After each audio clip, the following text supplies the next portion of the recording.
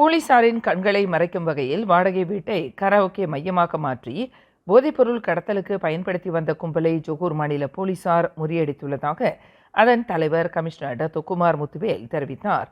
கடந்த ஜூன் 20 மற்றும் 21 ஆகிய தேதிகளில் போலீசார் மேற்கொண்ட சோதனையில் இந்த போதைப்பொருள் கடத்தல் கும்பலின் தந்திரம் அம்பலமானதாக அவர் குறிப்பிட்டார்.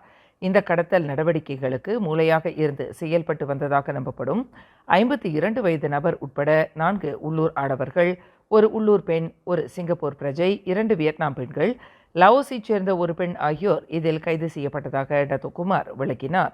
இந்த கும்பல் பிடிபட்டது மூலம் மொத்தம் 17 லட்சம் ரிங்கிட் பெறுமானம் உள்ள பல வகையான போதைப்பொருள் கைப்பற்றப்பட்டதாக ஜொகூர் பாருவில் இன்று நடைபெற்ற செய்தியாளர்கள் கூட்டத்தில் டத்தோகுமார் தெரிவித்தார்.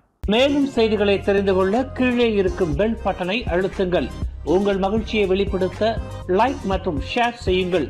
தொடர்ந்து திசைகளோடு இணைந்திருக்க சப்ஸ்கிரைப் செய்யுங்கள்.